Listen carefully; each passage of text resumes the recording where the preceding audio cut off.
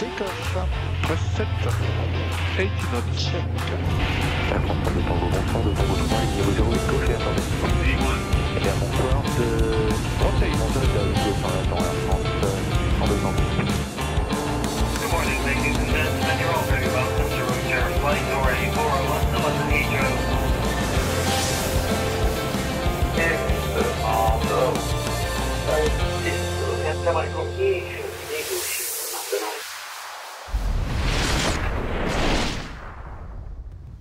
Et bonsoir à toutes et à tous. Soyez la bienvenue, voilà les follow n'arrêtent plus. Bonsoir, bienvenue dans la zone aéro, bienvenue au bar de la zone qui a pris les couleurs de Noël, vous avez vu. On a mis en place les petites décos et c'est normal. C'est ce que je dis, ça n'arrête plus, il y a plein de follow qui viennent d'arriver. Bienvenue, merci à toutes celles et ceux qui rejoignent en masse la chaîne. Et je pense que nos invités de ce soir ne sont pas étrangers à tout ça.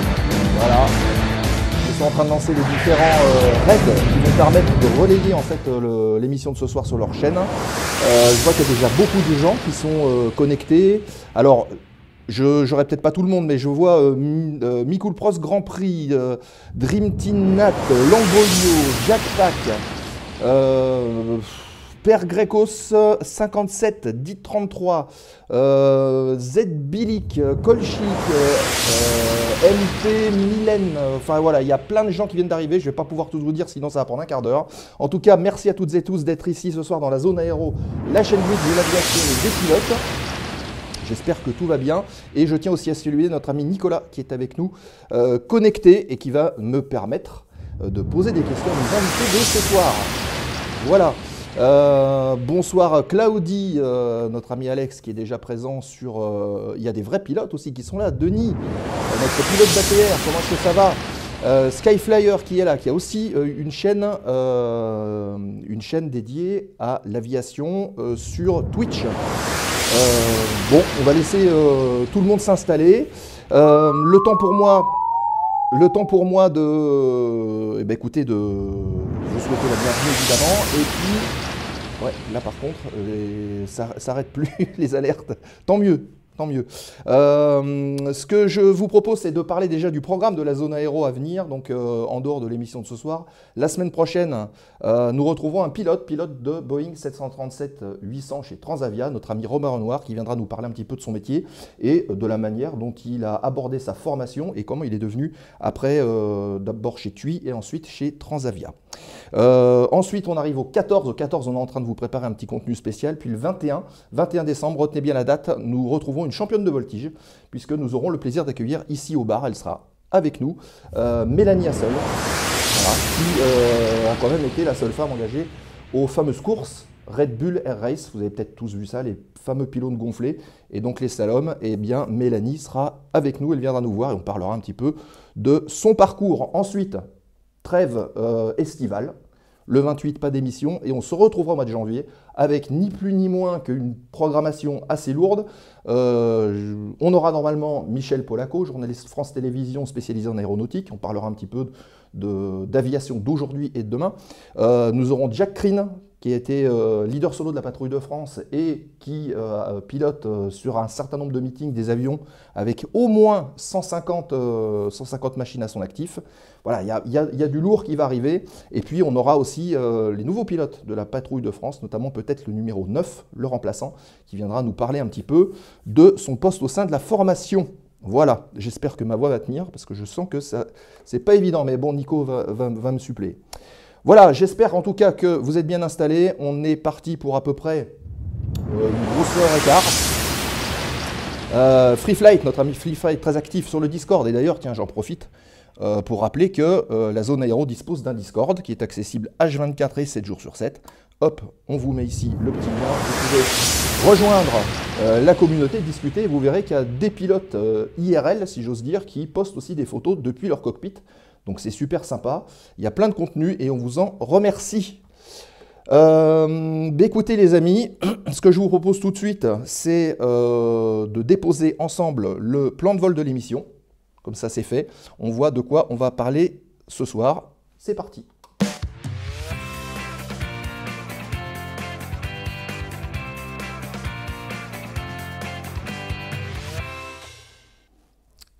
Et donc, le plan de vol de l'émission de ce soir, on va afficher le sommaire avec le fameux G1000 qui est ici. Donc, 4 petites actus du terminal ce soir à vous parler. On va parler également de moteurs, de réacteurs ensemble dans quelques minutes. Donc, ce seront les news du soir. J'en profite d'ailleurs pour faire un petit coucou à l'équipe d'Aerobuzz. L'équipe de Jumpseat d'Aerobuzz qui nous a fait un petit peu de promo hier pendant leur émission. Et je pense qu'ils sont peut-être derrière en train de suivre avec Martin et toute l'équipe. Donc un coucou à eux et on les remercie encore une fois. Et d'ailleurs, allez voir l'émission de Jumpseat qui était consacrée aux atterrissages par vent de travers hier et c'était assez intéressant. Donc la simulation aérienne en ligne, donc en stream, porte d'entrée pour l'aviation, c'est la question à laquelle on va essayer de répondre ce soir, en tout cas d'avoir différents points de vue, puisque vous verrez que les profils qu'on aura ce soir en invité seront légèrement différents. Puis la séquence remise de gaz, foire aux questions, bah voilà, ils sont là, l'équipe de Jumpseat, salut à vous. Donc la séquence remise de gaz, foire aux questions, les 5 petites dernières minutes à la fin, et donc voilà, vous pourrez poser toutes vos questions aux streamers qui sont avec nous ce soir, sur l'émission, sur le programme, sur tout ce que vous voulez.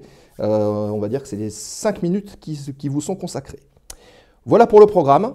J'espère qu'il vous convient et je vous propose tout de suite de lancer la première séquence de l'émission, à savoir l'actualité du terminal.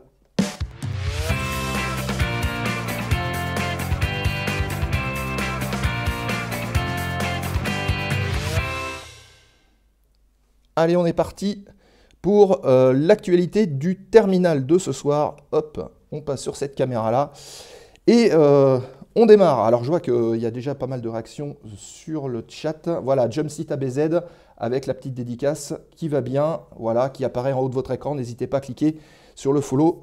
Et voilà, tu peux me redonner le lien pour partager les photos. Alors, mon cher Denis, c'est le Discord et le Discord, il est ici. Voilà. Donc, on est parti pour 4 petites news. La première chose, on va parler d'innovation, puisque je voudrais vous parler d'un programme qui a été lancé, le programme du moteur Switch hybride, un nouveau réacteur, justement. Alors, il n'est pas exactement à hydrogène, c'est pas le fameux moteur à hydrogène, c'est un réacteur qui est basé sur ce qu'on appelle le wet concept. Alors, qu'est-ce que c'est que ça? Ce moteur, en tout cas, il est prévu pour être déployé sur les avions d'ici 2035, sur tous les avions monocouloirs, donc type Airbus A320, A220 et ce genre de choses.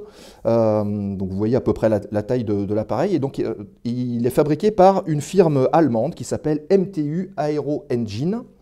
Et donc le projet, c'est de faire ce fameux projet Switch. Alors Switch, ça veut dire Sustainable Water Injecting Turbofan Comprising Hybrid Electric. En gros, pour vous expliquer un petit peu le principe, on va faire tourner donc avec un carburant traditionnel notre turbine et on va injecter de l'eau à l'intérieur des chambres de combustion, ce qui va permettre d'avoir un rendement et de générer de la vapeur. On va récupérer cette vapeur qu'on va pouvoir réinjecter à nouveau dans le moteur. Et on va coupler ça en fait à un système électrique qui va venir soulager en fait le moteur, notamment sur toutes les phases de roulage. On appelle ça le e-taxi, donc c'est un moteur électrique qui va nous permettre de faire avancer l'avion et ensuite de pouvoir soulager aussi le moteur, surtout sur les phases de décollage, puisque c'est là où les moteurs sont les plus sollicités et c'est là où ils vieillissent le plus. Donc on va réussir à aller dans la bonne direction en fait. Donc ça fait partie d'un projet, en fait, d'une initiative qui s'appelle Clean Aviation, qui a pour but, évidemment, de réduire l'empreinte carbone de l'aviation dans les années qui viennent. Ce moteur, il est basé sur l'architecture du fameux GTF qui équipe justement les 320 de chez Pratt & Whitney. Et donc, il y a les 2 sphères d'innovation qui sont l'injection d'eau dans la chambre de combustion, le fameux Wet Project, et vous le voyez d'ailleurs sur l'écran avec les systèmes de vaporisation, les systèmes de condensation qui vont récupérer cette vapeur d'eau, et puis le côté un petit peu électrique avec le e-taxi et le take-off, comme on l'a dit. Donc l'objectif, c'est des économies de carburant. On annonce quand même 25% de diminution de consommation de carburant. Exactement la même chose pour le CO2, de toute façon les deux sont liés, donc diminution de 25% de la génération de CO2, et surtout, donc c'est l'oxyde d'azote dans les gaz d'échappement qui serait diminué de 80%.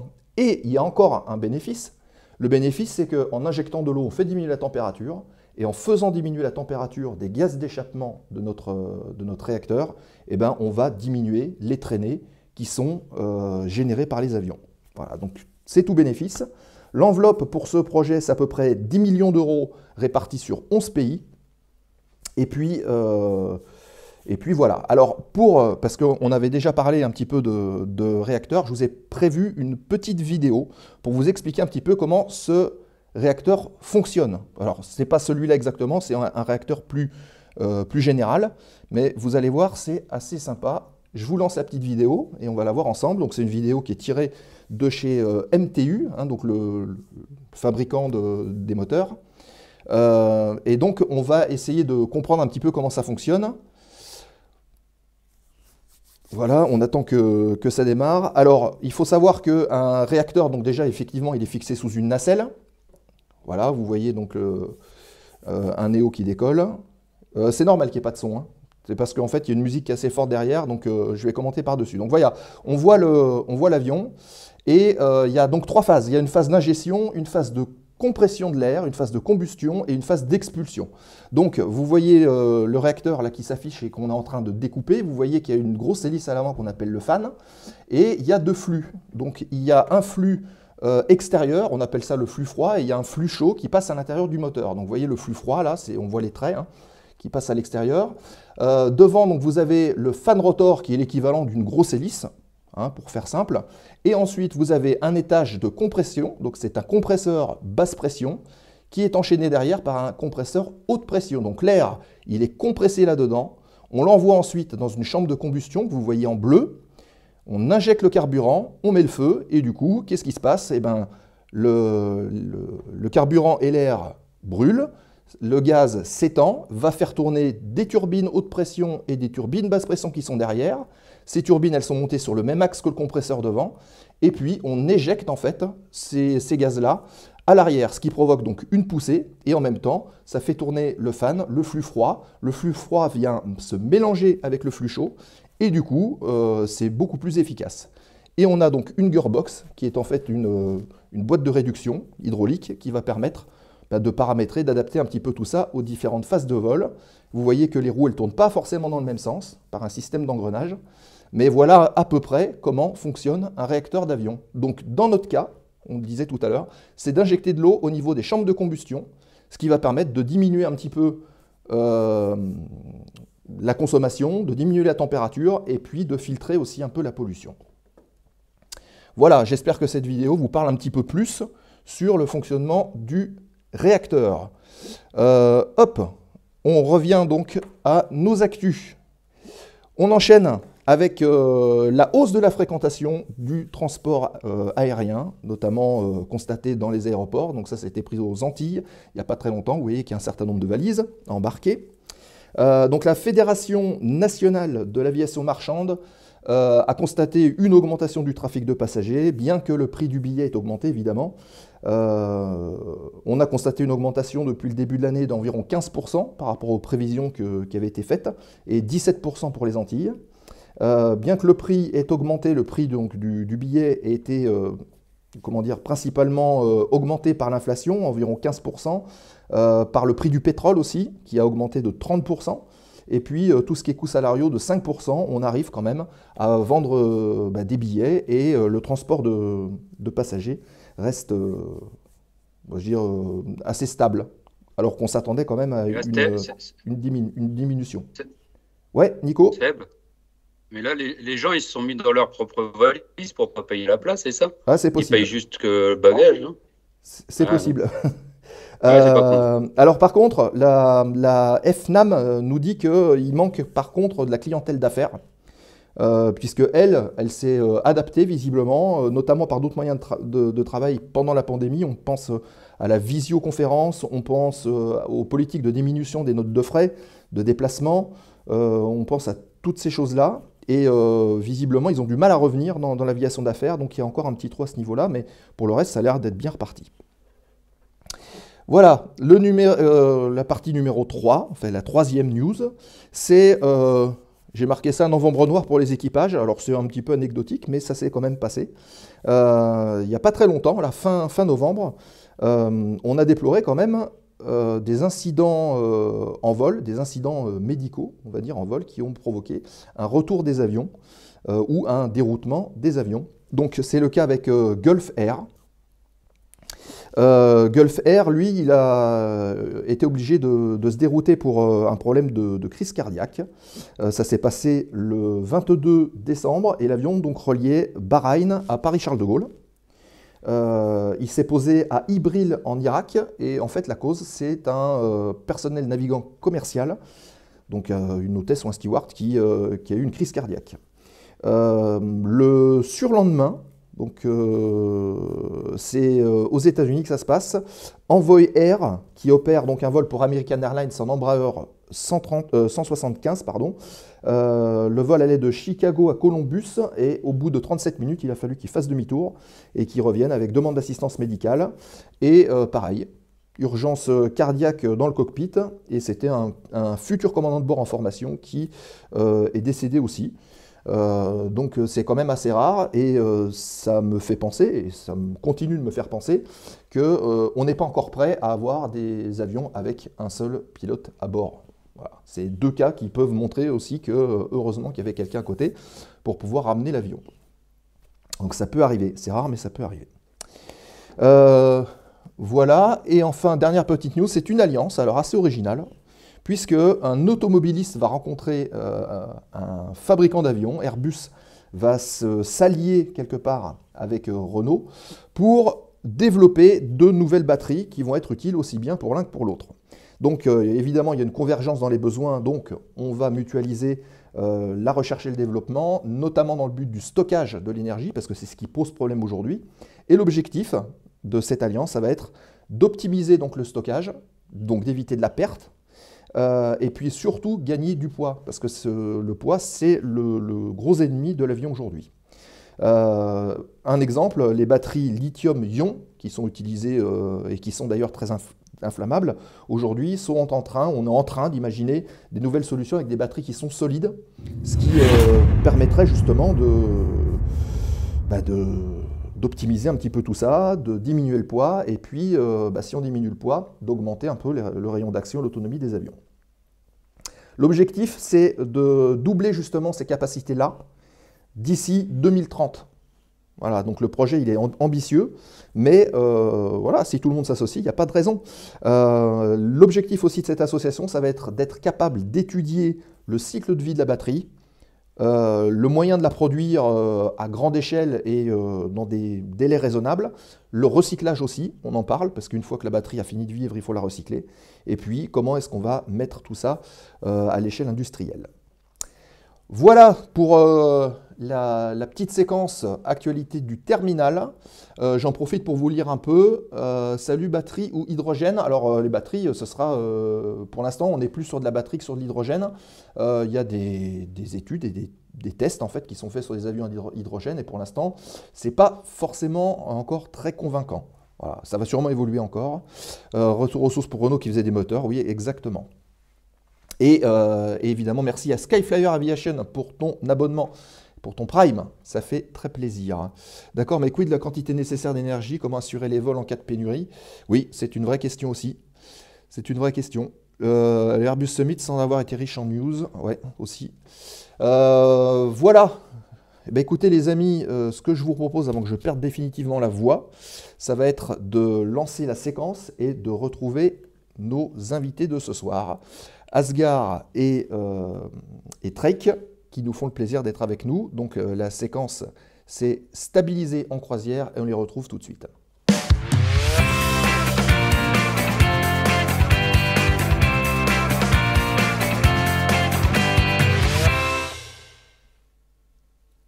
Allez hop, on enchaîne et je vais changer de scène tout de suite pour retrouver nos invités qui sont ici.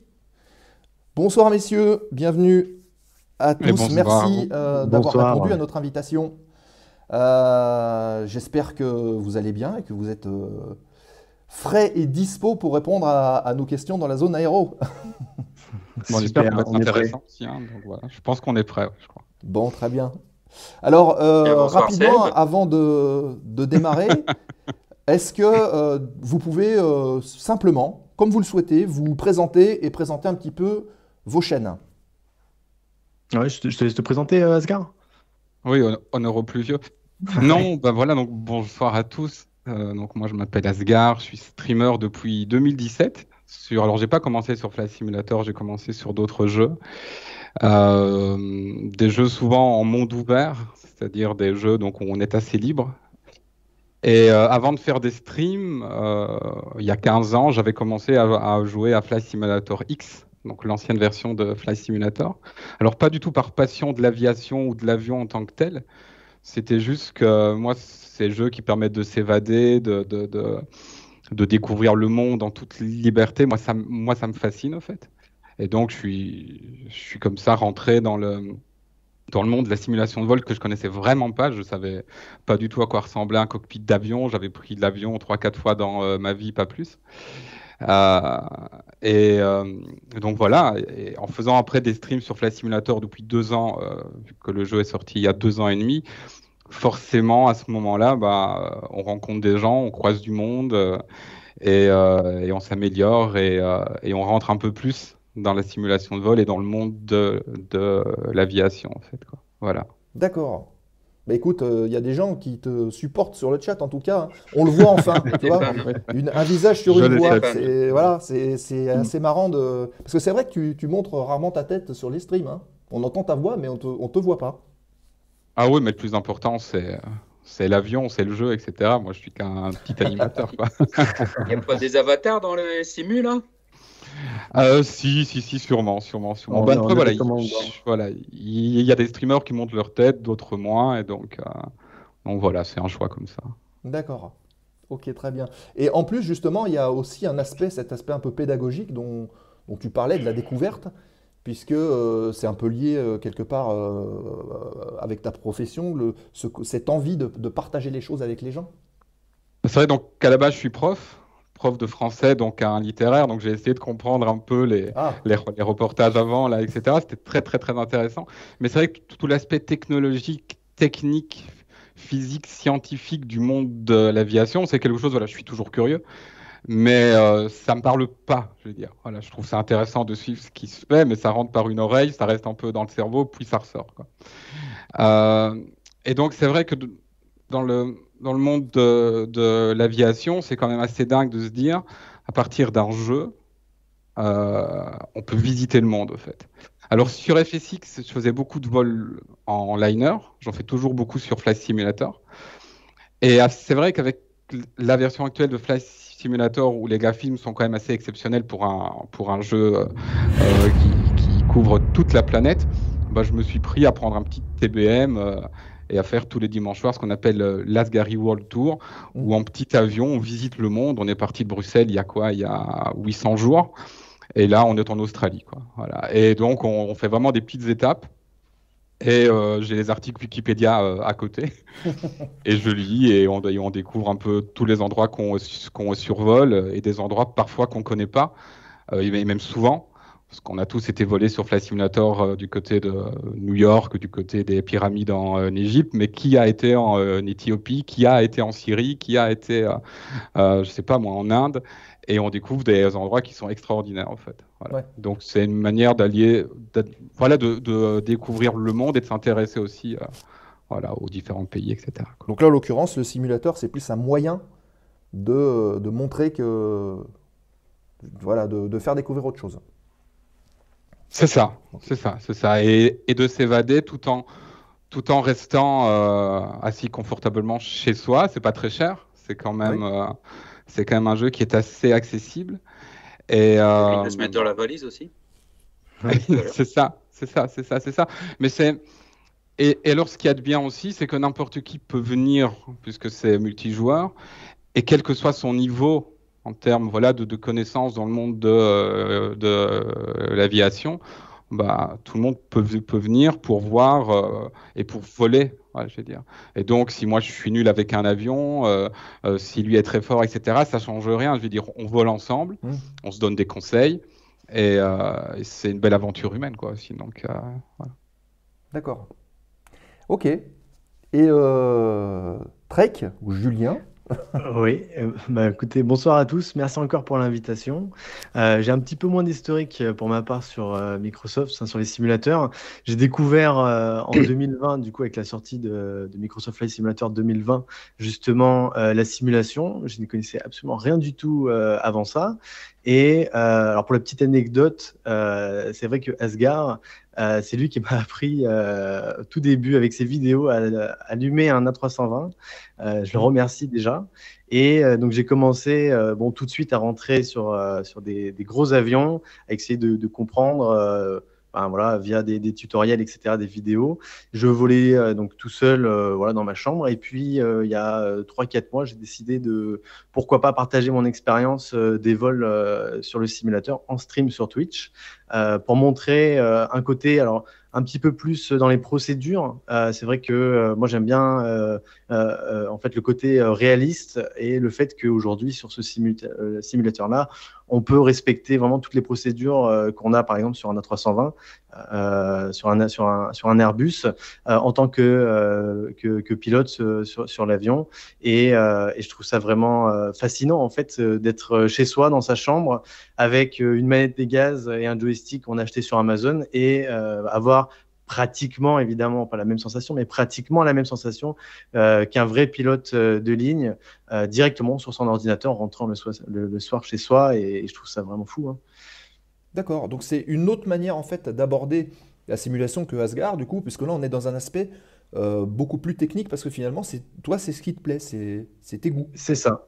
C'est ça, c'est en fait ma rigueur et le fait que je sois assez assidu dans ce que je fais dans le travail qui fait que quand j'ai commencé à découvrir ce côté, voilà, toutes ces procédures à respecter, toutes ces checklists qu'il faut respecter lorsqu'on fait un vol de A à Z, et je me suis dit, déjà sans même commencer à stream, respecter tout ça. Et à prendre du plaisir en fait littéralement à copier ce que peut faire un pilote de ligne réel et le montrer du coup maintenant en stream sur Twitch et puis forcément voilà, ça plaît à un petit peu de monde. C'est très technique, donc c'est vrai qu'au premier abord on comprend pas forcément tout ce que je vais raconter, la lecture des cartes, comment comprendre un métard, etc. Mais je pense que ça apprend aussi à beaucoup de personnes l'aviation et du coup la simulation. D'accord. Alors, il y a pas mal de réactions déjà sur le chat. Par exemple, Julien Artois qui dit qu'il donne envie de se lancer à faire de la simulation. Malheureusement, le prix du matériel refroidit rapidement. Alors, on pourra reparler un petit peu justement du matériel peut-être que vous utilisez et quelques conseils que vous pouvez donner, vous, avec votre expérience sur le streaming de simulation. Tu as des fans, hein, Julien. Hein, yes, Trax, c'est génial sa chaîne. Il est super modeste, le contenu est extraordinaire. T'as dû payer, je pense, mon cher Julien. J'ai mis un petit billet avant de lancer le stream. Il y a MMG7F qui d'ailleurs est aussi modérateur chez Samuel Etienne qui nous dit en tout cas toutes ces histoires me donnent bien envie de lancer ma chaîne tant c'est vachement fascinant et c'est vrai. Et des réactions aussi qui disent Flight Simulator est le jeu qui m'a donné envie de piloter, donc dans la vraie vie. Alors c'est justement c'est pour ça qu'on est là ce soir. Et une question de Jurden qui demande d'ailleurs à quel jour et à quels horaires vous streamez? Est-ce que vous pouvez répondre à cette question chacun? Oui, après, comme Asgard, je pense, mais principalement le soir, pour ma part en tout cas, sur Twitch, principalement le soir, vous pouvez me retrouver en stream. Voilà, moi, c'est tous les soirs aussi à 20h. Sur le Flight Simulator, alors le dimanche soir, c'est sûr, parce que c'est le World Tour. Sur les avions de ligne, ça dépend vraiment de mes envies. J'essaie de faire 1 ou 2 vols de ligne par semaine, mais voilà, c'est vraiment en fonction des envies, de l'actualité du jeu, etc. Je voudrais juste dire un truc par rapport à X-Plane et Flight Simulator. Moi, je les mets dans le même sac, en gros. Je veux dire, je les mets dans le même sac. Chacun a ses spécificités, etc. Je ne vais pas rentrer là-dedans. Mais voilà, moi, je suis juste sur Flight Simulator. Mais quand on parle Flight Simulator, on pourrait parler d'X-Plane aussi en termes je veux dire, si j'étais sur X-Plane, ça serait de la même chose. Je veux dire, en termes de contenu, c'est voilà. Il y a quelques changements au niveau de certains avions, peut-être au niveau des graphismes, mais ça reste de bons simulateurs, hein, clairement. Et vous trouvez justement que, comment dire, l'aspect, je vais changer ma question. Quelle critique vous pourriez faire justement sur ce simulateur? Vous dites là, ça, il faudrait l'améliorer pour que ce soit encore mieux, encore plus immersif. C'est très difficile aujourd'hui. Parce qu'on aura l'occasion de rentrer dans les détails de ce qu'on peut faire réellement dans un simulateur. Mais il faut savoir que aujourd'hui, avec un simulateur comme Microsoft, on est en capacité de voler un A320 totalement fonctionnel, des commandes de vol jusqu'au fusible qui se trouve derrière nous lorsqu'on va voler, d'avoir des pannes en moteur, des pannes d'APU, etc. pendant le vol, avant le décollage, etc. On peut tout simuler déjà à ce niveau-là, donc un réalisme assez poussé. On a la possibilité de contrôler également via un réseau multijoueur, donc des vrais contrôleurs aériens qui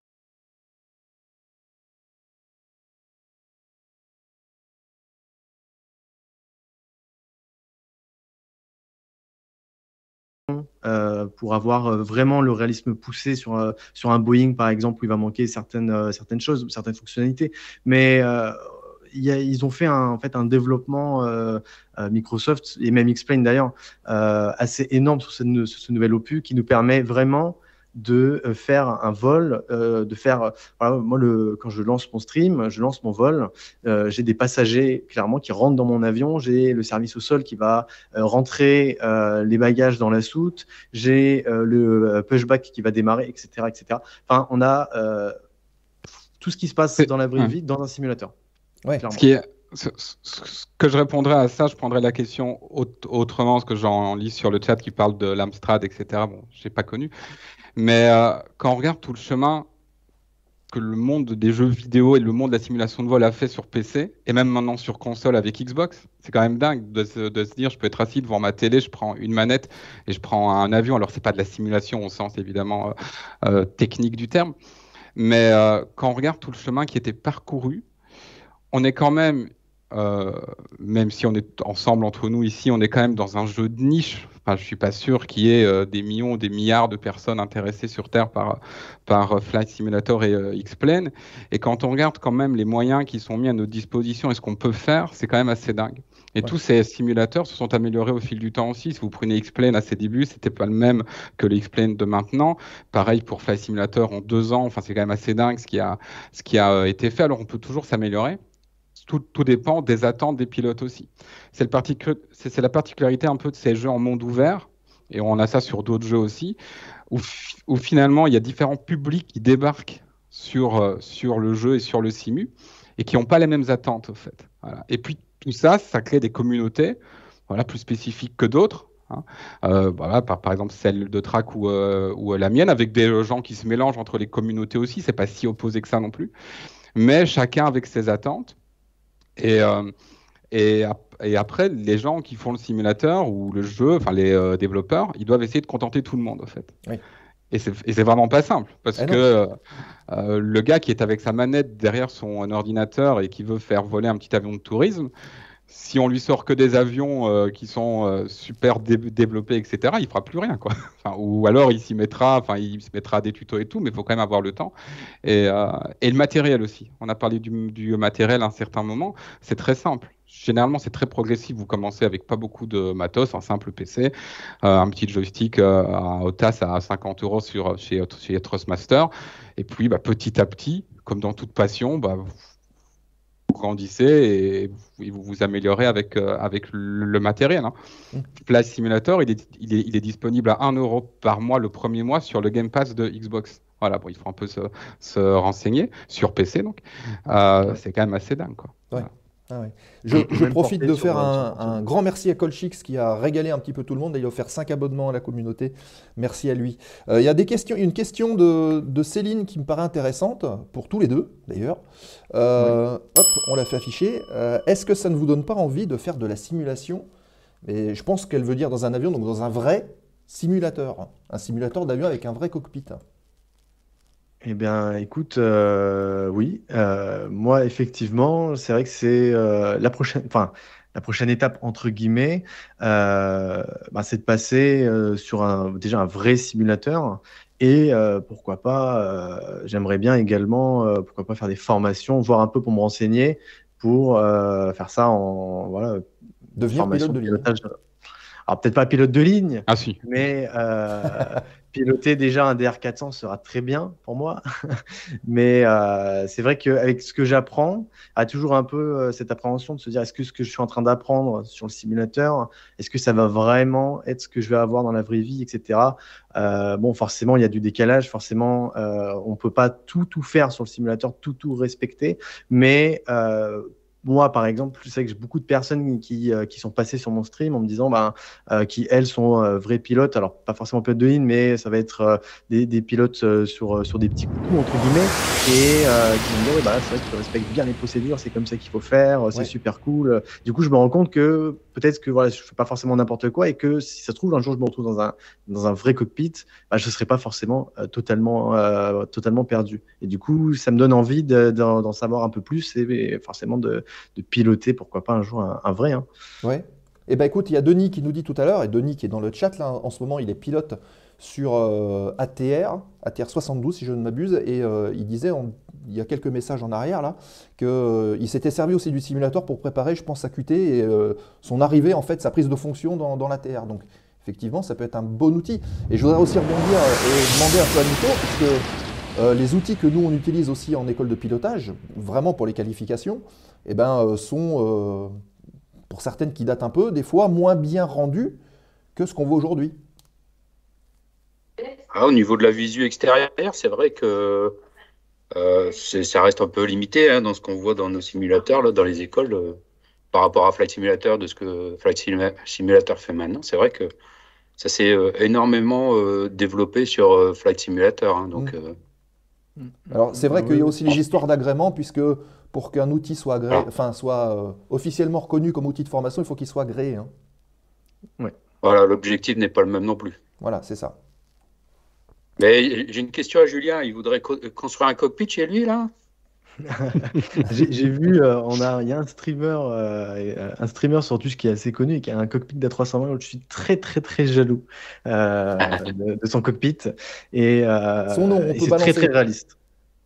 Comment On peut balancer son nom, tu peux y aller. JP A320. Il est assez connu, hein. Tout le monde le connaît, je pense, sur le chat. Il est assez connu et c'est une personne avec son fils, si je me souviens bien, qui ça fait 10 ans qu'il travaille sur un cockpit d'A320, connecté, alors actuellement encore connecté sur une vieille version de X-Plane ou de P3D, si je me souviens bien. Mais tout le cockpit donc, a été récupéré et monté et ils pilotent ça chez eux et je trouve ça incroyable. Et j'ai découvert très récemment, ça peut peut-être intéresser des personnes aussi, qu'il y a aussi beaucoup de streamers alors, de l'autre côté du continent qui proposent la même chose sur des World Tours avec des Boeing 747, 737, des vrais cockpits en stream où ils pilotent à plusieurs avec un copilote et un pilote. Et c'est vraiment fou ce qu'on est capable de faire. Moi, ça m'a subjugué. Quand j'ai vu ça la première fois, j'étais fasciné. Ouais, d'accord. Est-ce que dans Flight Simulator, maintenant, aujourd'hui, est-ce qu'on peut recréer son aéroclub? Parce que je sais qu'à une époque, moi j'ai connu ça au début de Flight Simulator. On pouvait modéliser son aéroclub, on pouvait même modéliser des modèles d'avions et intégrer dans Flight Simulator. Est-ce que c'est encore possible ça aujourd'hui? Nous, on a en Asgari, on a DIT33 qui est sur le chat ici, qui nous a créé avec d'autres Asgariens un aéroport entier. Totalement imaginaire pour l'Asgari, en fait. Donc pour la communauté, c'est un mode qui est gratuit. C'est aussi la force de tous ces jeux-là, en fait. Et les développeurs ont tout intérêt à laisser ces jeux ouverts au mode, en fait. Voilà, vous allez sur un site comme flightsim.to, vous avez une multitude de modes gratuits, payants aussi dans d'autres cas, qui sont à votre disposition, voilà, de différentes qualités aussi. Mais les jeux open world en général sont des jeux qui grandissent énormément grâce à la communauté, en fait. Voilà. Il y a le jeu, il y a l'outil, et puis c'est les joueurs, les streamers, les communautés qui remplissent le jeu, en fait, et qui créent du contenu en dehors du jeu pour ensuite se retrouver en jeu. Et on connaît ça sur plein de jeux, je vais dire. Voilà. Ouais. Donc oui, c'est tout à fait possible, quoi. Donc la communauté, quelque part, c'est un catalyseur de l'activité. Est-ce que vous feriez, si vous n'avez pas de communauté, est-ce que vous feriez autant de temps, par exemple, sur vos jeux? Moi, oui. Ouais. Oui. Oui, Je ça, passais plus, clairement. je passais plus de temps en jeu que lorsque j'étais pas en stream. Ouais, Je passais plus voilà, de temps à voler. Je volais, je faisais 2-3 vols par soir et c'est des vols en temps réel. Donc, avec les procédures, enfin, je veux dire, le départ, l'arrivée, etc., on compte bien 1h30, 2 heures de block time. Ça x3, on a une belle soirée bien remplie, mais on en a eu plein les yeux et on a fait une approche ILS, puis une approche RNP de l'autre côté du continent. Enfin, c'est ça aussi, en fait, hein, c'est le fait de s'évader qui est bien avec ces simulateurs-là et surtout avec le réalisme maintenant qu'on a. Tous les outils qui sont mis à disposition, on a vraiment l'impression d'être. Moi, j'habite à Lyon. Quand je vais sur l'aéroport de Lyon-Saint-Exupéry, c'est dingue parce que je fais les mêmes vols en réel quand je vais à Toulouse par exemple et je suis en train de faire la même chose dans le simulateur, le même vol, etc. C'est dingue. D'accord. Et ouais, je voulais demander à Julien, là, donc tu es en temps réel, c'est-à-dire que si tu fais un Paris-New York, c'est ça, tu mets on les est en 8 temps heures, quoi. réel. Exactement, on est en temps réel, D'accord. on est Oui. pareil en météo en temps réel.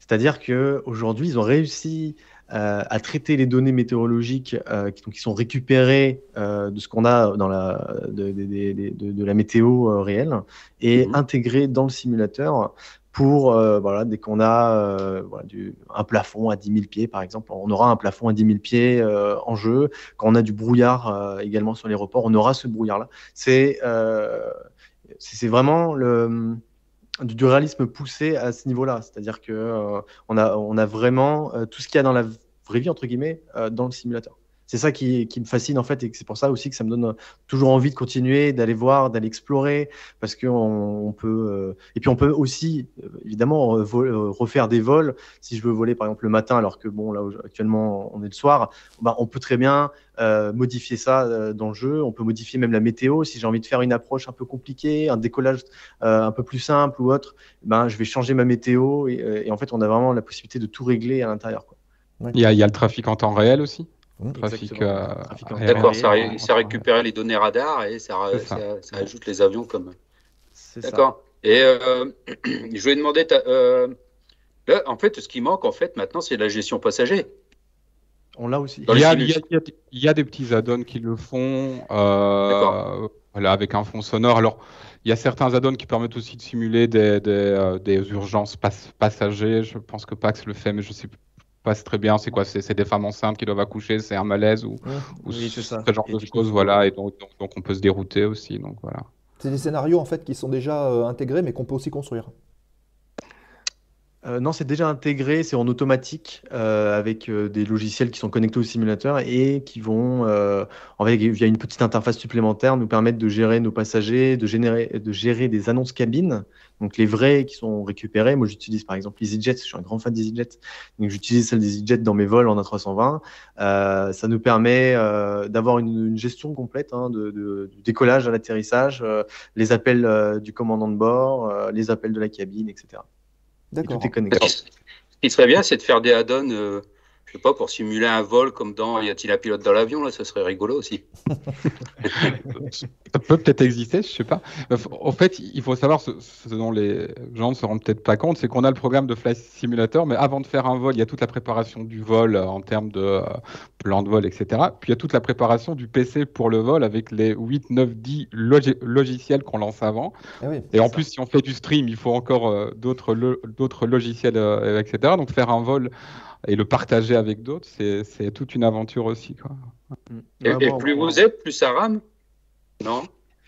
Ça dépend les connexions Internet, ça dépend les PC. Le multijoueur sur Flight Simulator alourdit quand même un peu le jeu, mais voilà, il faut vraiment, voilà, si on vient à 100 à New York en pleine heure de pointe, oui, là, évidemment, ça va ramer un peu, mais globalement, ça va, quoi. D'accord. Oui, ça va jouer beaucoup sur les performances de notre ordinateur. C'est vrai qu'il faut quand même un petit peu de matériel.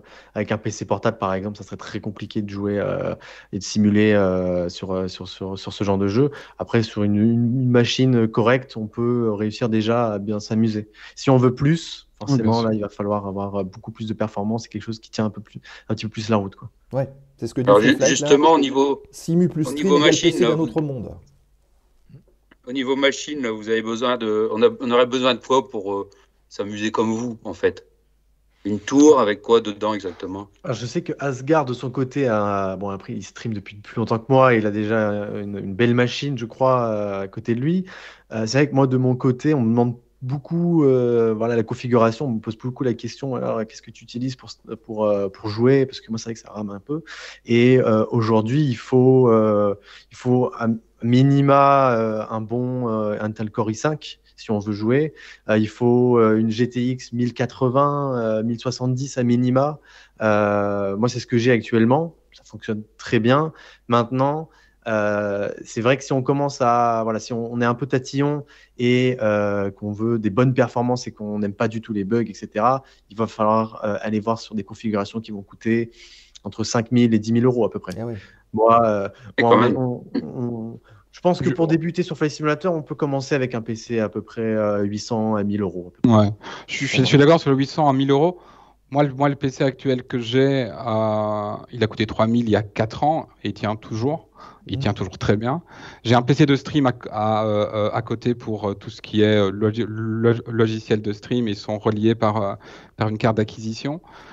En fait, si on veut se lancer là-dedans, je pense qu'il faut y aller assez progressivement. Je veux dire, c'est un peu comme le stream, c'est un peu comme tout. C'est se dire, on va commencer par une config gaming de base, oui, à 1000 euros environ. Voilà, et petit à petit, bon, on va rajouter des choses, quoi. Je pense que... C'est ce que tout le monde fait. Ouais. Moi, c'est ce que j'ai fait. Ma configuration, elle date Ouais, c'est ça. J'avais 18 ans quand je l'ai eu, j'en ai 27, donc pratiquement 10 ans, et elle tourne toujours. Je me suis un peu, ouais, j'ai modifié 2-3 choses dedans, mais ça tourne toujours. Ouais. Donc, il y a dit33 qui nous dit 2000, 2500 euros max Ouais. pour une haute config. Ouais, Ça donne déjà franchement, un ouais. ordre d'idée. ouais, c'est Là, ça. Seb, il y a Jordan qui a mis une config là. Je ne sais pas si tu peux si des gens ils veulent noter là. Il a mis toute une config Ouais, complète. et ben elle est sur le chat. On va l'épingler C'est celle d'ailleurs. de- Hop, c'est la c'est config celle de- de Trek justement. Et est-ce que Jordan pourrait nous dire à peu près la config qu'il décrit là, combien ça coûterait en fait? Bah, sienne. c'est la mienne du coup. Ah, d'accord. Qu'il a partagé, je viens de voir. Si rapidement vous voulez un peu des informations en termes de tarifs, le processeur que j'utilise, on n'est plus disponible sur le marché actuellement, puisqu'il a été remplacé maintenant avec des nouvelles versions. Et c'est un processeur qui coûtait à l'époque, quand je l'ai acheté, 300 euros. La carte graphique à l'époque coûtait 700 euros. La RAM qui est très importante pour les performances, il faut compter une centaine d'euros pour avoir 16 à 32 Go de RAM. Un SSD qui permet évidemment d'avoir la rapidité dans les chargements, etc. Parce que le jeu est très très lourd. Il faut se dire que quand vous lancez le jeu, que vous lancez votre vol, il va devoir charger les avions et il va devoir charger le monde entier autour de lui. On parle vraiment du monde entier, de tous les aéroports. Il y a 45, j'ai fait le tri la dernière fois sur un logiciel, on a 47 000 ou 48 000 aéroports actuellement présents, ils y sont quasiment tous, sur Flight Simulator. Et puis après, pour mes périphériques, bon, des simples écrans clavier-souris suffisent. Et après, évidemment, alors je ne sais pas si on le voit là, mais moi j'utilise des manettes des gaz Airbus, la réplique des Airbus, et un joystick pareil, réplique d'Airbus de mon côté. Et c'est vrai que pour rebondir un peu là-dessus, aujourd'hui, ils ont sorti du matériel. Par exemple, on veut piloter un Boeing, on va avoir un Yoke complet avec sa manette des gaz, qui est d'ailleurs, alors dites-moi si je me trompe, je suis pas sûr de ça, mais je crois qu'il est approuvé par Boeing, mais je suis vraiment pas sûr de ce que je raconte. Il faudrait revérifier. Je sais qu'Airbus, ça l'est, c'est sûr. Boeing a vérifié, mais en tout cas, c'est quasiment une réplique, une copie conforme sur notre bureau. Moi, je l'ai là à côté de moi, et dessus, j'ai manette des gaz, j'ai la possibilité de voir les moteurs, j'ai les flaps, j'ai les speed brakes, et tout est géré directement avec la réplique sur mon bureau. Ah oui, d'accord. Je rajouterai... Oui. Vas-y. Je rajouterais juste par rapport à Flight Simulator aussi, une connexion Internet peut être importante aussi, parce qu'en fait, donc ils ont modélisé entre guillemets le monde entier à partir des données Bing de Microsoft. C'est impossible de tout installer sur un ordi parce que c'est beaucoup de tétra machin chouette là. Voilà. Et donc en fait, ils téléchargent en temps réel les paysages que vous traversez, en fait. Et donc, si vous avez une défaillance au niveau de la connexion Internet, je fais un petit coucou à Luc et à son karma, vous allez avoir un monde un peu à la Minecraft, donc très, très pixelisé, au fait. Voilà. Ce qui n'est pas forcément moche, hein, parce que dans X-Plane et FSX, on s'en satisfaisait. Mais on trouvera ça un peu dommage. Quoi. Donc, c'est vrai, je me souviens des escaliers qu'on devait monter là, dans Flight Simulator 98, ou même avant. Qu'est-ce que j'allais dire? Alors, vos bécanes, là, vos tours, vous les avez achetées toutes faites comme ça dans le commerce ou c'est vous qui les avez construites, montées, acheté les pièces, détachées Je suis un littéraire, donc à ton avis. Non, moi j'ai acheté ça, c'était sur un magasin spécialisé en informatique qui me l'a monté sur Internet. Quoi, voilà. Donc, Avec ces consignes justement de simulation et de streaming? Alors, je m'étais renseigné auprès de la commu avant, en disant, j'avais été voir quelques personnes dans la commu que je sais douées pour ça. J'avais dit, voilà, je voudrais un PC assez puissant. Que j'ai tel budget et qu'est-ce qui se fait de mieux. Et donc, ils m'ont conseillé ces pièces-là. Puis, j'ai été sur le site en ligne, un site belge, je ne connais plus le nom d'ailleurs. Et j'ai pris des pièces et je leur ai dit, vous montez le PC, et j'en ai eu pour 3 000 €. Alors, on a posé la question avec écran et souris incluse. Bah non, l'écran, je l'avais déjà, mais c'est des choses qu'on... Voilà, il faut partir de ce que vous avez déjà de base, et après, vous dites, qu'est-ce que je peux améliorer aussi, quoi. Tout n'est pas à jeter non plus. Enfin, alors, c'est totalement autre chose, mais sur console Xbox, donc une console de jeu, il y en a qui jouent sur leur télé, quoi. Et la console Xbox, elle est à 500 €. Alors, c'est pas la même qualité que sur un PC. Voilà, effectivement, et avec une manette, évidemment, on fait moins de choses sur une console, mais voilà, ça peut commencer comme ça aussi, quoi. Ouais.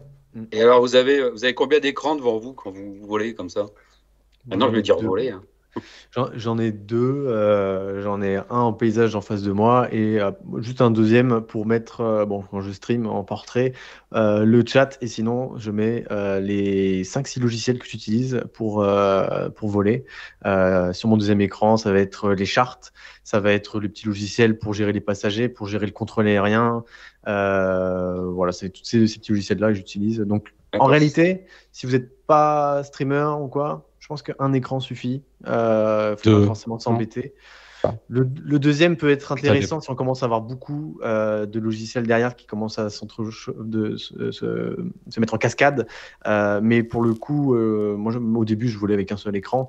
Il ne faut pas utiliser de logiciels tiers à côté, quoi, par contre. Ouais. Si on met 3 écrans pour le paysage, par exemple, avoir une vue à droite, à gauche, devant, ça alourdit un peu la bécane pour l'affichage. Oui, totalement. Oui. Il faut prévoir si on fait ça. Moi, c'était un de... Alors, pas mes rêves non plus, mais je voulais avoir le budget, je ne l'ai pas forcément eu. Mais c'est ce que je voulais au début, c'est prendre 3 écrans similaires et faire une vue un peu panoramique en face de moi avec sur les 3 écrans le cockpit complet. Puis, quand j'ai vu un peu le budget que ça a coûté en écran plus la carte graphique, qu'il faut forcément une bonne carte graphique derrière, on monte vite dans les tours et finalement, je me suis dit un seul écran suffira très bien. Et la tablette peut aider aussi pour différents outils. Donc, si vous avez des téléphones ou des tablettes pour suivre le vol sur des cartes, même pour Navigraph, je crois que c'est disponible sur tablette aussi, qui a un logiciel avec les charts. Donc voilà, il y a moyen de bien s'organiser par rapport à ça. Mais effectivement, plus on rajoute d'écrans sur le PC sur lequel on vole, plus forcément ça demande des ressources, quoi. Après, il y a une alternative enfin une alternative entre guillemets, si on veut avoir une belle vue, puisque c'est vrai que à l'intérieur, on va gérer la vue avec la souris.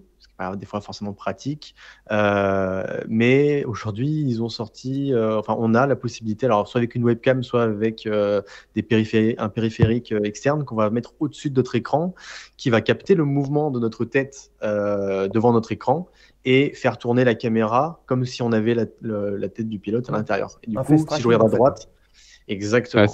Et on ira plus loin en parlant aussi sur Flight Simulator, je ne sais pas si c'est sur X-Plane, mais la VR, en fait, donc la réalité virtuelle où chez soi on met un casque et on est là vraiment dans son corps. Alors on en avait déjà parlé justement de ça avec l'excellente association Blue Jag, vous avez peut-être entendu parler, qui propose justement ce genre de choses, de relier en fait et faire des championnats de course aérienne en simulation. Ils sont intervenu notamment avec Louis Vanel, avec Tao, qui était présentateur du Rafale Solo Display.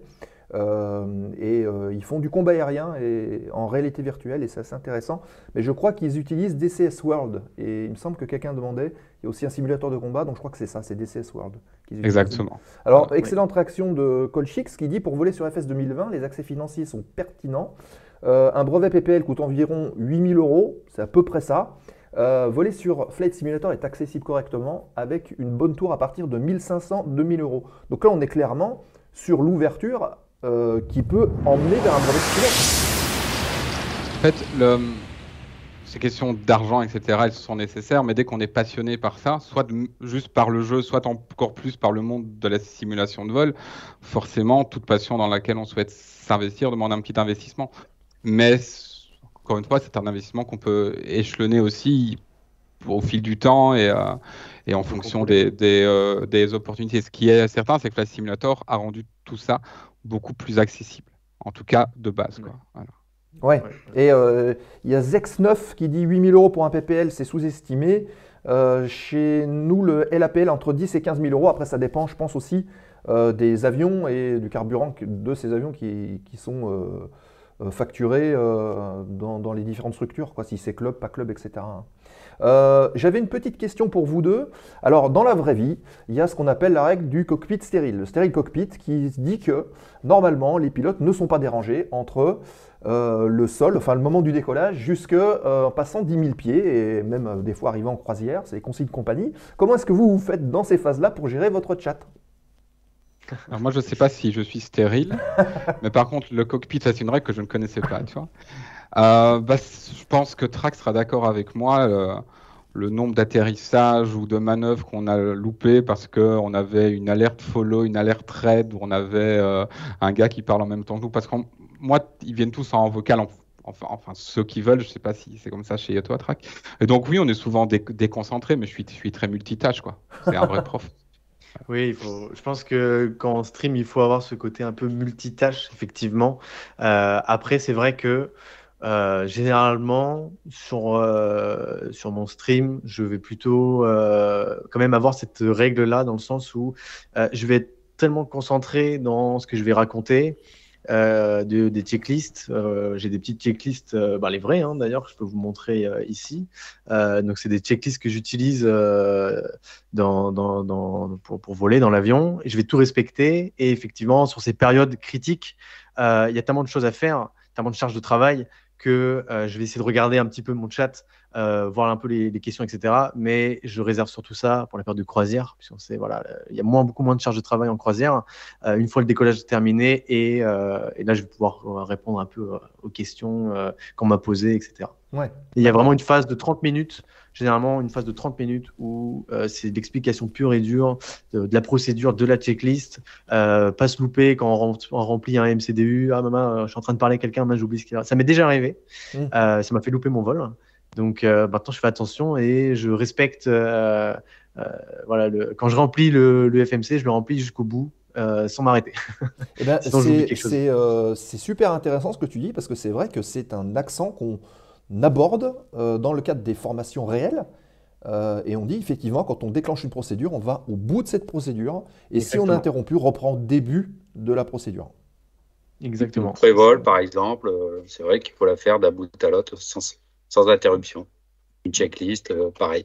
C'est vrai. C'est très impressionnant, Trek, parce que moi j'essaye de suivre les checklists, etc. Voilà, je pilote les avions globalement, voilà, j'essaye de pas trop faire d'erreurs, mais c'est vrai que si tu es sur Twitch et que tu veux vraiment être rigoureux à ce point-là, et c'est tout à ton honneur, quoi. Ça peut pas être simple. Moi je ressens ça parfois pendant le World Tour, donc où là le pilotage de l'avion c'est assez facile, je mets le pilote automatique sur le TBM et puis je regarde à l'extérieur. Mais quand je dois voir les zones que je survole pour voir ce qu'il faut dire sur la ville ou sur la montagne, etc., c'est pas simple de temps en temps. Ouais. Mais donc c'est clair qu'être extrêmement rigoureux en stream, c'est impressionnant, quoi. Les atterrissages et décollages critiques, on les ressent même sur le stream. On est concentré pour pas louper. Et puis le stress aussi. Le stress, évidemment. de pas réussir, de louper, d'avoir loupé quelque chose dans la procédure. Ça m'est déjà arrivé d'essayer d'atterrir et puis j'ai coupé la checklist et putain, en fait, le landing gear, le train d'atterrissage ne s'est pas mis. Bon, donc en catastrophe. Bon, ça arrive en vrai. Hein. En catastrophe à 50 pieds au seuil de piste, je me dis putain, il me manque quelque chose. Donc on remet les gaz. Ça m'arrive de faire le repoussage encore et d'oublier de désactiver l'APU alors que les moteurs n'ont pas terminé de démarrer. Bon, c'est des petites choses qui arrivent, c'est des erreurs, on apprend de ces erreurs. Moi j'ai beaucoup appris de mes erreurs sur le simulateur et je continue d'ailleurs à faire des erreurs et me dire la prochaine fois je ferai pas ça parce que je me suis loupé et je ferai attention. Alors, c'est vrai qu'en simulation, on peut se rattraper. Dans la vraie vie, ce n'est pas forcément le cas. C'est ce que je fais comprendre aux personnes qui me regardent. J'essaie de montrer des vols en fait, avec un respect des procédures, vraiment. Mais c'est toujours dans la mesure du possible. On reste sur un simulateur, on est là pour s'amuser. Je suis en train de faire ça me fait penser, je faisais une approche très très compliquée sur l'aéroport d'Innsbruck la dernière fois en A320. Les minima n'étaient pas respectés, mais je me suis dit bon, on va quand même atterrir. Il y a du brouillard, c'est compliqué, on va quand même essayer. Et puis au pire, c'est pas très grave. On est sur un simulateur, on s'amuse. Au pire, on ira sur l'aéroport de dégagement où je modifierai la météo. Il faut quand même avoir et aussi puis c'est beau. Là. C'est ça, c'est beau. Et il faut avoir ce côté, te dire, bon, on est quand même là aussi pour s'amuser un petit peu. Et je vais pas forcément gâcher tout mon vol parce que, bon, j'ai pas respecté le côté ludique à conserver. C'est ça, exactement. C'est un équilibre, en fait. C'est un équilibre en fonction de ses propres attentes. Par rapport à la météo, c'est vrai que, bon, je ne sais pas si IRL, les pilotes fuient les orages, mais je me doute que oui. Nous, on va un peu aller dedans, quoi, juste parce que ça va faire de superbes images, parce que c'est assez sympa. Moi, je me souviens, on avait fait ça il y a un an, je pense, j'avais demandé à Audit 33 de me trouver une fois par semaine des vols dans des conditions à météo un peu, pas extrêmes, mais un peu extrêmes, qu'il y avait sur la planète. Et on s'est fait, moi, je me souviens d'une approche à Paro. Ma première approche à Paro dans l'Himalaya, que je connaissais pas du tout. Et il faisait complètement gris, quoi, parce qu'il pleuvait, et c'était un moment de stream assez sympa. Je reviens sur les procédures. Flight Simulator, effectivement, c'est un très bel outil pour des élèves pilotes qui pourraient nous écouter là ce soir. Je leur conseille vivement pas forcément d'acheter un PC à 5 000 €, mais au moins de s'équiper pour travailler les procédures. Moi, je me souviens quand j'ai passé mon CPL, je m'étais entraîné dans les procédures professionnelles sur le TB20. J'avais mis le TB20 dans Flight Simulator et puis je m'entraînais sur Flight Simulator.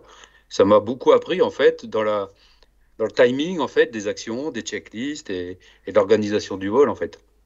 Donc ça, c'est un très bel outil. Ouais. Malheureusement, quand je demande à mes élèves, est-ce que vous avez un simu chez vous ? Non. Je pense qu'il y en a beaucoup qui croient que c'est un jeu, purement un jeu, alors que ça peut être utilisé comme un outil de travail à part entière, quoi. On a une... Je pense qu'il faut arriver à faire le lien, et cette émission le fait très bien, et je vous en remercie, à faire le lien entre ce monde du gaming et puis la simulation de vol et casser un peu tous ces clichés qu'on peut avoir de part et d'autre. Moi, j'étais pas prêt à aller dans cette émission au départ, je me dis mais qu'est-ce que je vais faire là ? Je suis qu'un joueur, etc. Et finalement, j'ai bien fait d'accepter. Et en fait, c'est faire des liens et penser aussi, je prends souvent cet exemple-là, le gars qui fait de la simulation de vol pour s'entraîner à devenir pilote, c'est pas autre chose qu'un gamin qui a 10 ans achète un vélo à la campagne pour devenir cycliste, quoi. C'est exactement ça, quoi. Voilà. Donc ça peut bien préparer quand même, quoi. Voilà. Et ça dépend de la manière dont on l'aborde. D'ailleurs, il y a Dark Vano qui dit FS n'est pas un jeu perso, donc effectivement, il y a le côté professionnel, on va dire, en entraînement comme outil pédagogique, et l'autre côté plus loisir. On peut faire les deux, c'est un gros avantage. C'est ça. Oui, c'est totalement ça. Et moi, je le vois.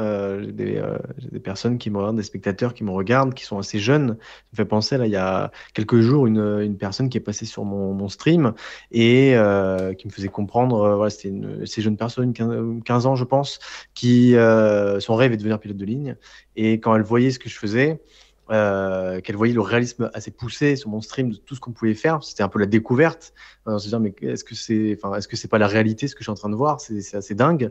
Et qui me disait, bah voilà, j'ai vraiment envie d'apprendre tout ce que tu fais. Ça me passionne et je refais mon métier. Et personne que voilà, c'est un viewer qui avait 15 ans et qui peut-être passera le cap sur le simulateur. Et également, je l'encourage et je vais encourager à voilà, continuer de regarder mes streams, regarder des vidéos, que ce soit des tutoriels, que ce soit des vidéos de vrais pilotes aériens, des pilotes de ligne sur A320, etc.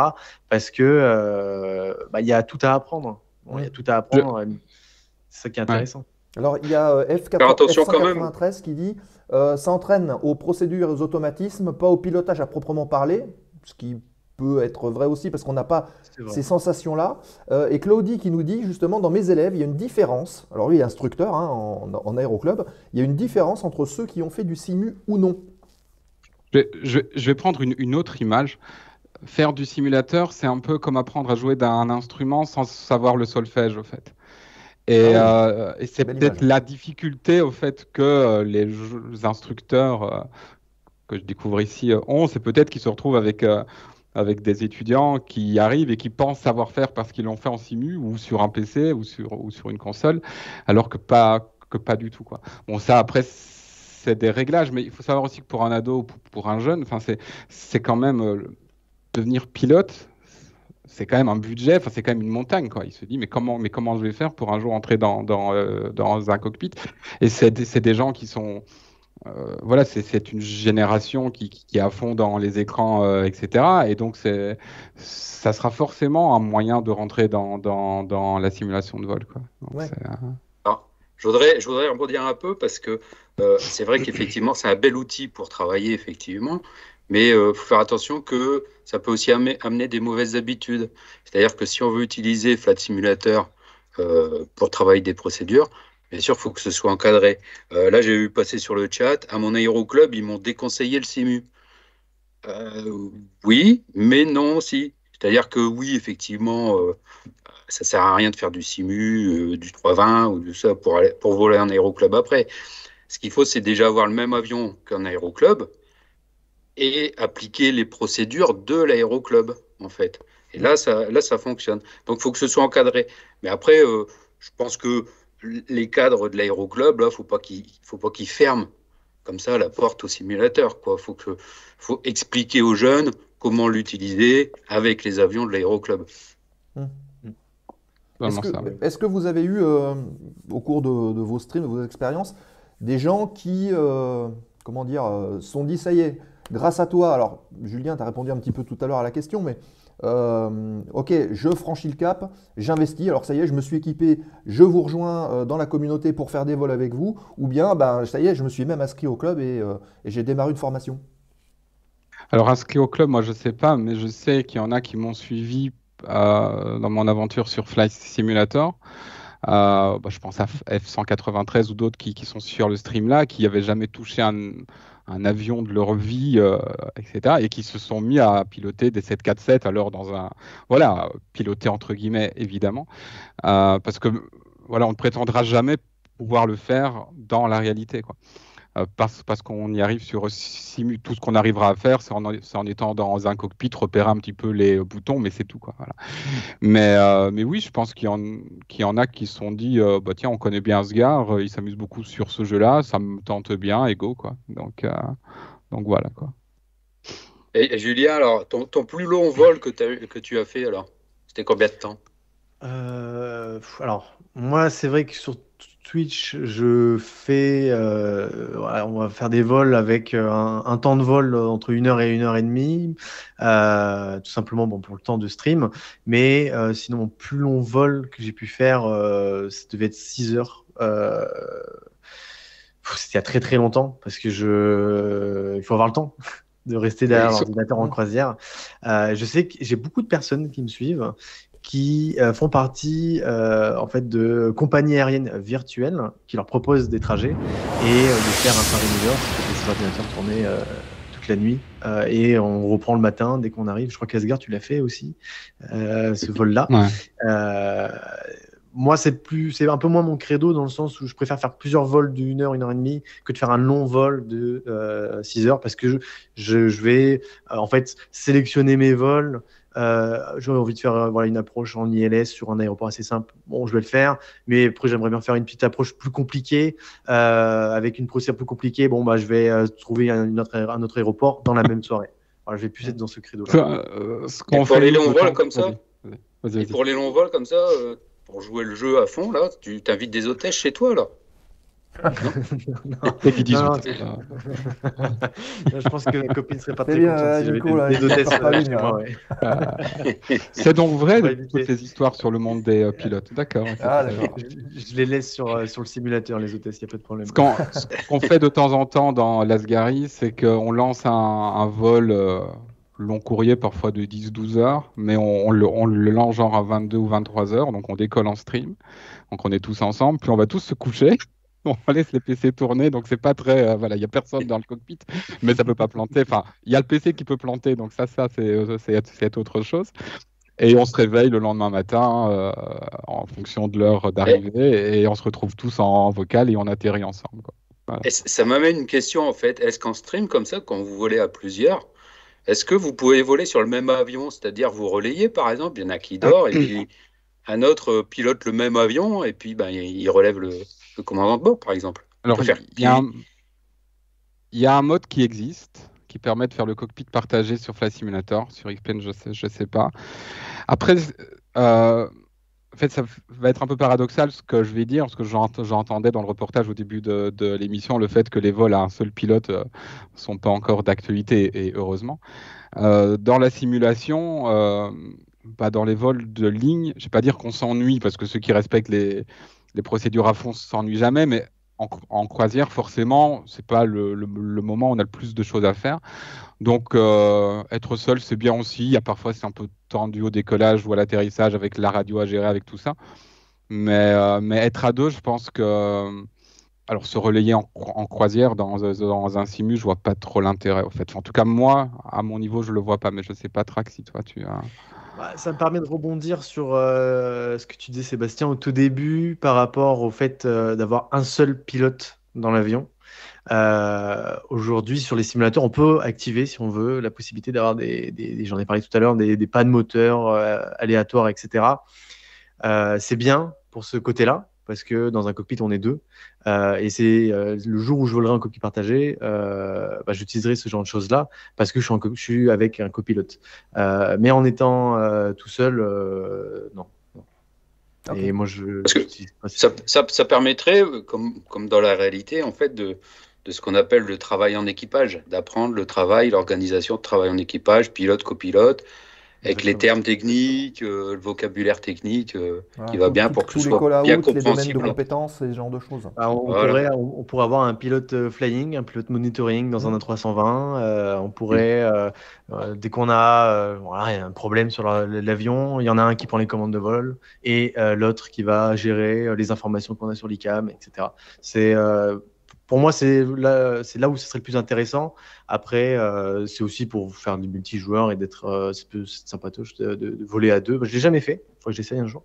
Je ne sais pas si c'est disponible sur tous les avions. Je ne suis jamais trop renseigné, mais ça peut être intéressant, effectivement. Alors, JPAC66 qui nous dit il s'appelle FS Simrate Bandit pour être à deux. C'est ce que j'ai vu. D'accord.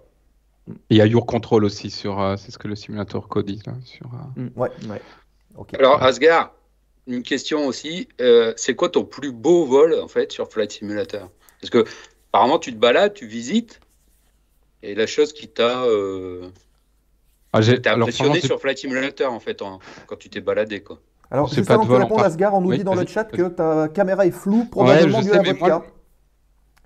Alors ça c'est une fake news. Moi ça a l'air d'aller sur mon retour. Je ne sais pas si c'est la connexion ou pas. C'est pas très grave. De toute façon ils sont habitués à m'entendre. Donc je ne sais pas trop quoi faire de plus. Je sais pas. Mais bref, j'ai pas vraiment de vol en particulier. Il y a différentes expériences qui sont très cool. D'abord la météo et les effets de lumière lors du crépuscule et à l'aube sont quand même assez sympas à vivre. En termes d'expérience communautaire, il y a quand même ces vols long courriers où on se réveille un peu ensemble et on va atterrir. Et dans le World Tour, il y a quand même des pays qui m'ont assez marqué. Mais on vient de traverser l'Indonésie, c'était quand même assez sympa à faire. Et c'est pas spécialement très connu avec tous les volcans, l'Himalaya évidemment, des pays comme la Syrie, comme l'Éthiopie aussi étaient très très sympas, quoi. Voilà. Alors moi, ce que j'ai trouvé Ouais, génial, je me parce que je suis passé plusieurs fois justement sur ces streams-là, c'est qu'en plus, on a évidemment les commentaires avec les détails techniques, avec tout ce qui va bien dessus.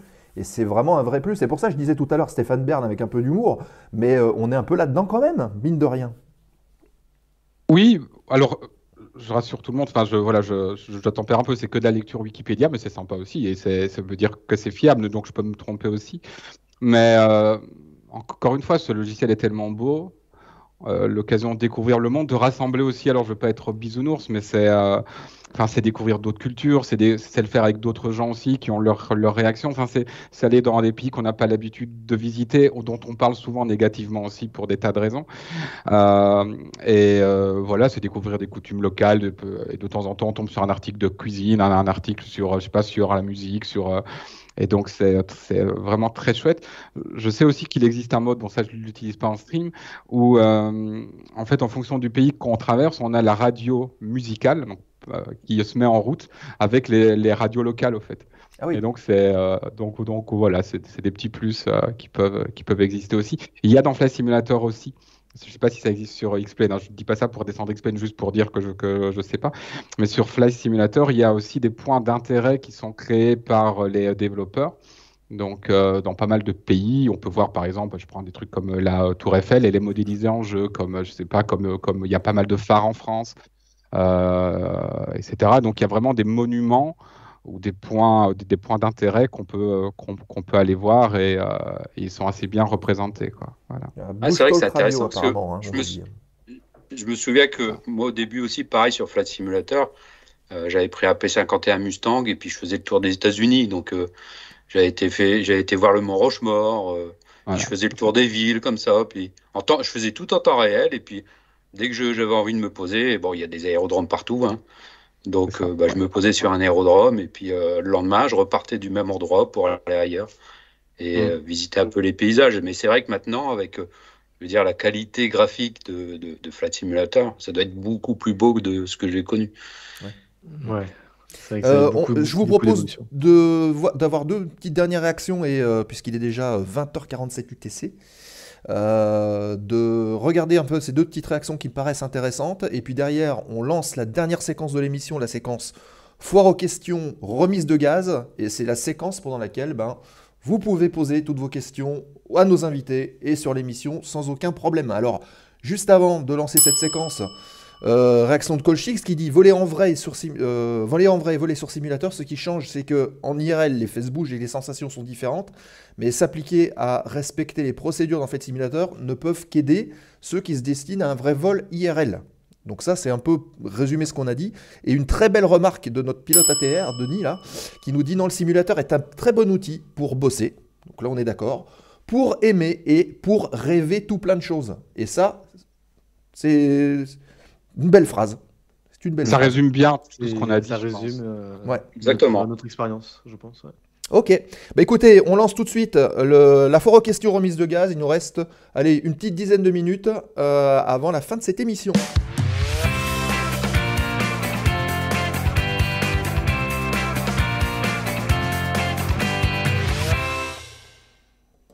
La petite séquence, donc remise de gaz, foire aux questions, tout ce que vous voulez demander à nos invités. Après, ils sont libres ou non de répondre, hein. C'est vous qui voyez, les amis. Hein. Voilà, donc vous pouvez y aller, vous pouvez poser vos questions, on les relaie bien évidemment. Donc déjà, encore une fois, je voulais vous remercier d'avoir participé et de nous avoir donné votre vision un petit peu des choses et de partager votre expérience. Moi, je voulais vous remercier aussi de rendre accessible ce monde qui de l'extérieur apparaît parfois assez fermé, mais comme tous les mondes au fait. Hein, donc je veux dire, et c'est vraiment très très chouette. Donc c'est une émission qui a lieu tous les mercredis soirs, je pense. Et donc voilà. Donc vraiment merci à vous pour ça. Un grand merci. Ouais, je dis ça a l'air fermé parce qu'en fait on est chacun chez soi, quoi. Donc oui, un peu. Pour ceux qui ne connaissent pas, ils le voient pas. Ils le voient pas. Ça. Mais voilà, après. Mais c'était aussi une demande globale d'essayer de relier un peu ce monde du streaming, de l'aviation numérique et aussi de la vraie aviation, puisque c'est vrai qu'aujourd'hui, d'ailleurs, même d'un point de vue sur des médias plus traditionnels, il n'y a pas grand-chose qui existe aujourd'hui, hein, quand on regarde bien. Des fois, il y a des reportages télé qui utilisent des images de Flight Sim, par exemple, pour recomposer des scènes ou ce genre de choses, mais ça s'arrête là. Ouais, Oui, voilà. Et puis les réseaux sociaux comme Twitch, etc., ils servent à ça aussi, je veux dire. C'est une bonne utilisation des réseaux sociaux, c'est de se regrouper, c'est d'apprendre à se connaître et tisser des liens, quoi. Donc, Ouais. D'accord. Ok. Alors, est-ce qu'on a déjà des questions? MMG7F qui nous dit: j'ai passé un très beau moment, très instructif, un vrai moment entre passionnés. Eh bien, tant mieux. Alors, dans les questions, il y a Enrico95 qui demande si tu as fini ta vodka. Alors, c'était de l'eau, je le jure. Voilà. Non, une question plus sérieuse de Charna31. Hop, je vais l'afficher. Comme ça, on la verra. Hop, voilà. Où trouve-t-on l'aéroport d'Asgari? On a un site internet, asgari.net. Bon, je sais qu'il y a des gens de l'Asgari, si on a un qui veut mettre le lien, si ça ne dérange pas. Et donc, il y a un mode là qui a été fait par DIC33. Et pour information, où le trouve-t-on IRL? Il est du côté de Cambrai. Ouais. Voilà. On l'a voulu le mettre à la frontière franco-belge. Voilà. Il n'existe pas en vrai, hein, je vous jure. Mais... Ouais. Enfin, voilà. Et merci à Urbain qui vient de poster justement le lien asgari.net. Une autre petite question, question de DIC33. Alors, question originale, question double. Pourquoi les deux ont 3 AAA dans leur pseudo?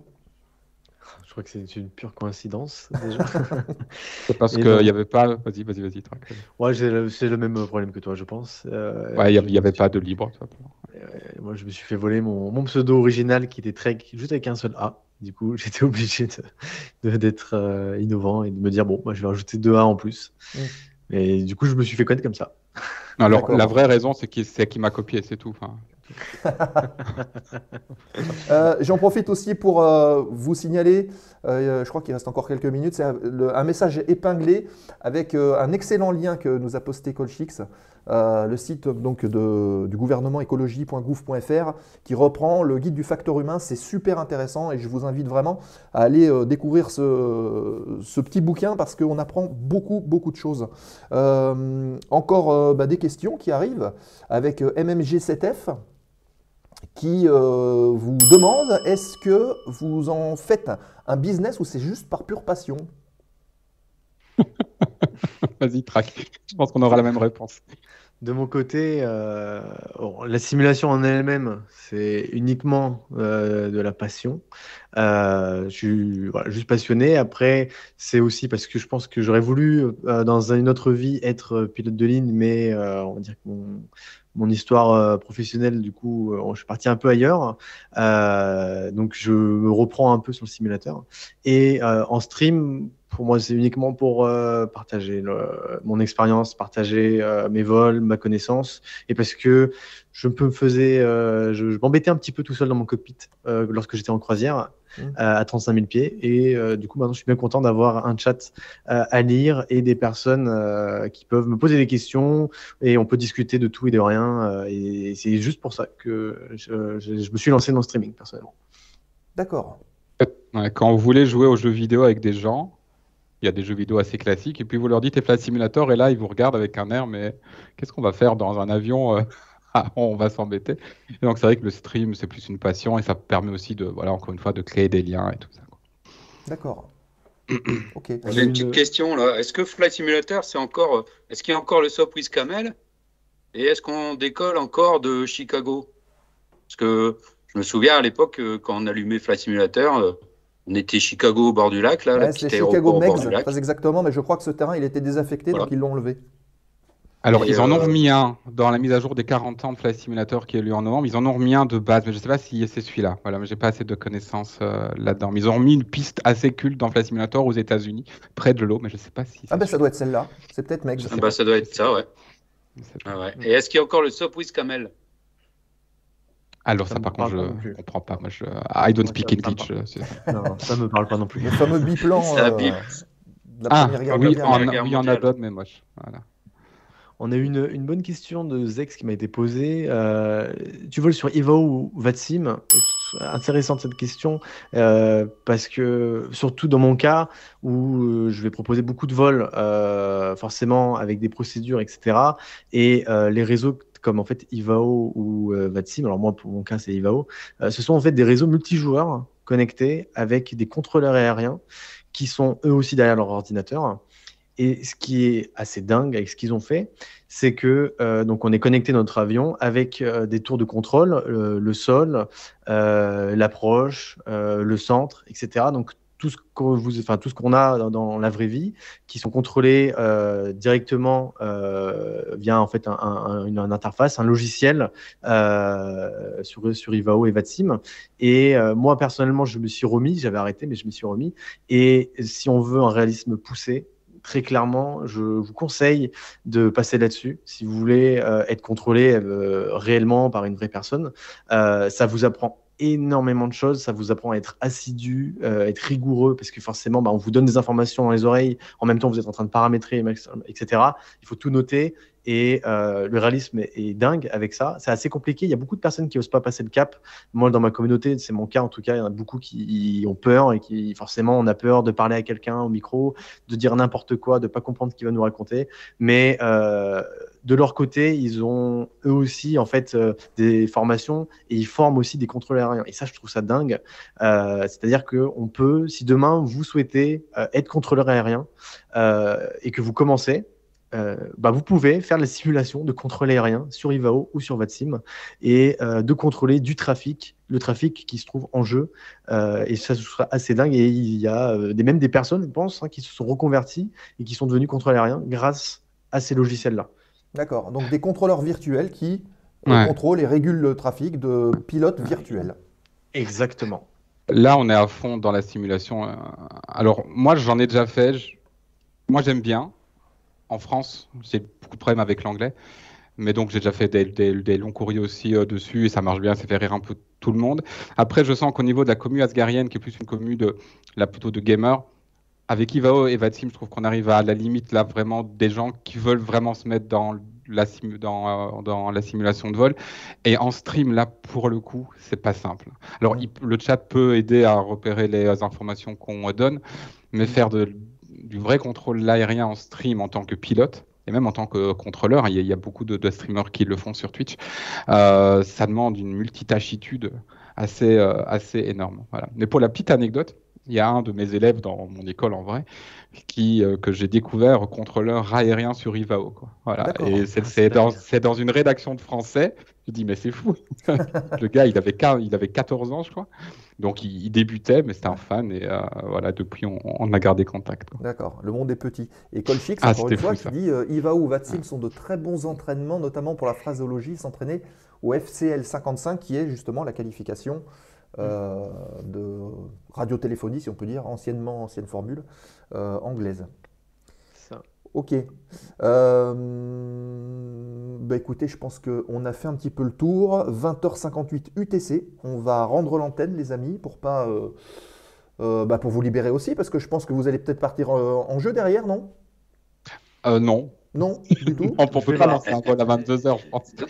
D'accord, je vais voir si je vais pas aller du côté de Paris ou alors en Angleterre ce soir, peut-être. Ah, voilà. On verra. Voilà, donc on pourra te retrouver peut-être le temps de préparer tout ça dans un petit instant. Je vais voir, c'est pas certain. Parce qu'il